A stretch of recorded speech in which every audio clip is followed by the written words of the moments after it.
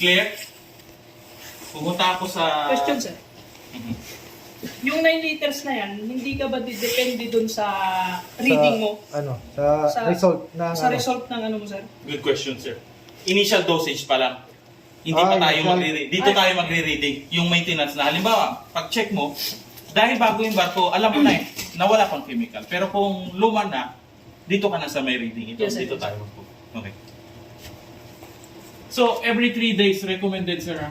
Every 3 days. Ito yung steps mo na gagawin. Number 1, mag-carry out ka ng top or surface blowdown. Mga 20 to 30 seconds lang.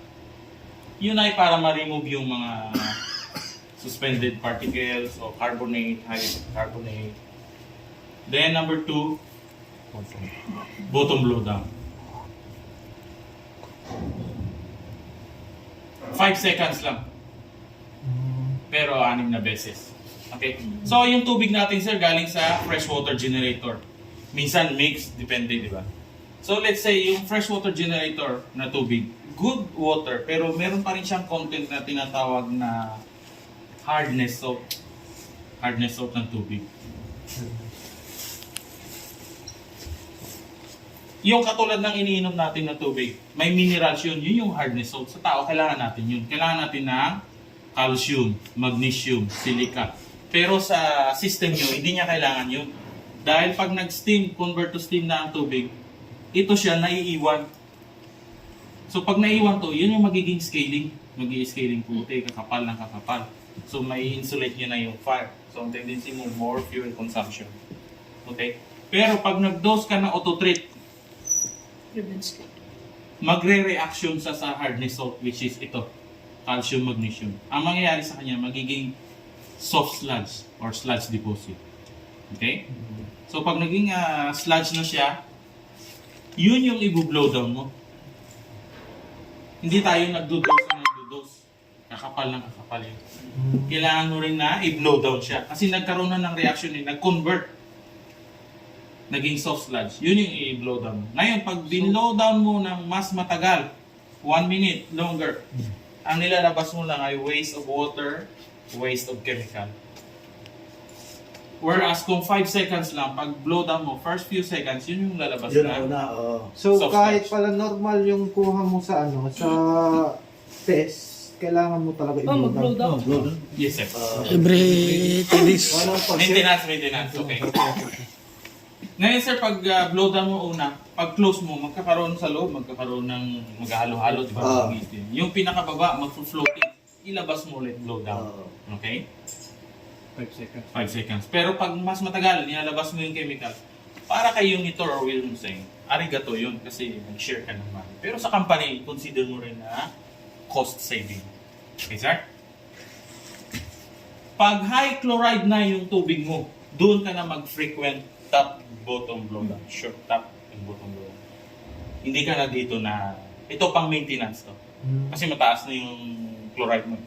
Find mo yung source, kung anong problema, then mag-blow down ka na. Okay, sir? Number 3, saka ka pala kukuha ng water sample. Okay, sir? Pag kumuha ka ng water sample,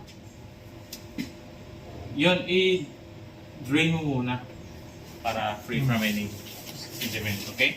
Pag kumuha ka ng sample, then overflowing siya, sir. Cover. At least 25 degrees. Waiting. Huwag kang mostly umakit kami sa lumang barko. Half, naka-open. Incorrect yun. This is the proper way. Okay. Number 4. Bakit ka kumuha ng water sample? Para mag-water analysis test. Okay? Ilan yung test result mo? Yun yung dosing mo, yun yung questionnaire. Doon ka pala Doon ka mag-dose. magbase ng dosing doon. According Sa reading. test result, yes. Clear?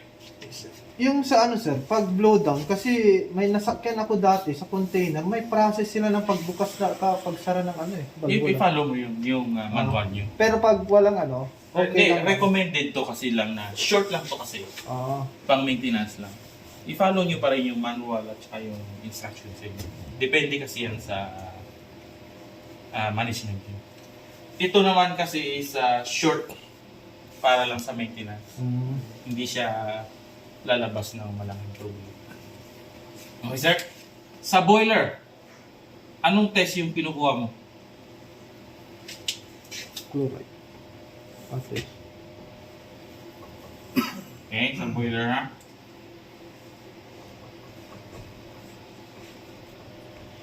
Number 1, titingnan mo yung color sample niya.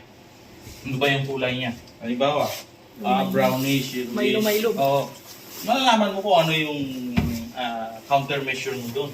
Baka lack of blowdown ka or nag-rust na siya. Kailangan mo ng oxygen scavenger plus. Okay? So, lagi mong tingnan yung color sample. Number 2, P-alkalinity test. pH, pH. chloride, conductivity meter. Pero parang wala akong napansin na ano kasi ito conductivity meter. Wala kayo hindi ko nakita doon. So, for now, hindi ka kukuha ng test. Pero for knowledge sharing lang, ang control limit niya ay 2,250 ppm. Siemens. Okay?